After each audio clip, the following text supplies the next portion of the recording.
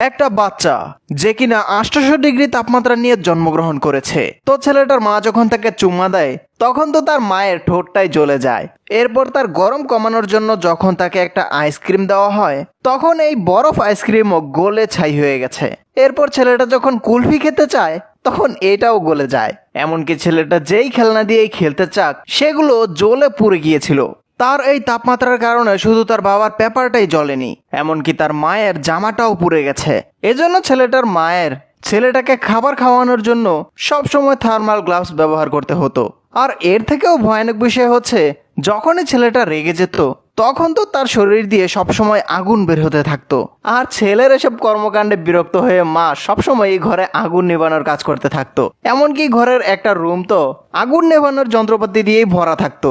মা সবসময় তার ছেলেকে ঠান্ডা রাখার জন্য তাপমাত্রা কমানোর সবকিছুই ছেলের উপর প্রয়োগ করে যেত। মা সবসময় এতটুকুই ভয় পেয়ে থাকতো যে তার ছেলে কোন সময় না এই বাড়িতেই আগুন লাগিয়ে দেয়। এমনকি এই ছেলেটাকে তার বন্ধু বান্ধবরা খেলাতেও নিত না, কারণ সব ছোট বাচ্চারাই এই ছেলেটার তাপমাত্রাকে অনেক ভয় পেত। এরপর ছেলেটার বাবা যখন অন্য কাজ করছিল তখন ছেলেটা চুপচাপ তার বাবার কোল্ড ড্রিঙ্কসও খেয়ে ফেলতো।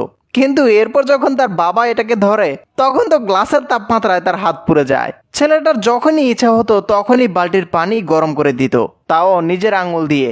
এমনকি ছেলেটা তার ছোট বোনের চুলও স্ট্রেট করে দিত। তো ছেলেটার শরীরের তাপমাত্রা কমানোর জন্য সব ধরনের এক্সপেরিমেন্ট করা হচ্ছিল।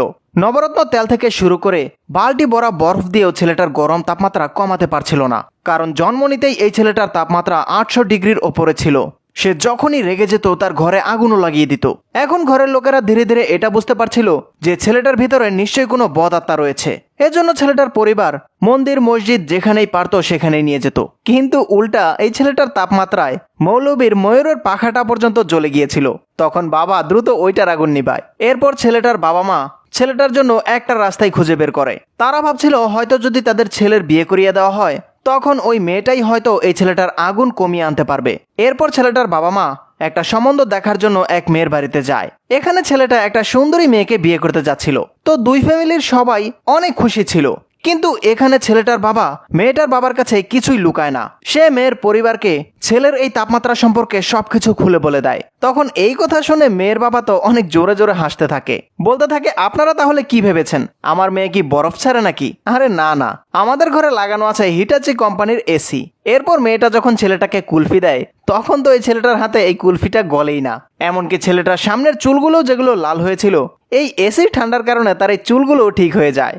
আসলে এখানে আমরা বুঝতে পারি তাদের সব সমস্যার সমাধান এই একটা মাত্র এসি। যাই হোক বন্ধুরা, ভিডিওগুলো মজা করার উদ্দেশ্যেই তৈরি করা হয়, তাই আপনাদের এন্টারটেনমেন্ট দেওয়াই মূল উদ্দেশ্য।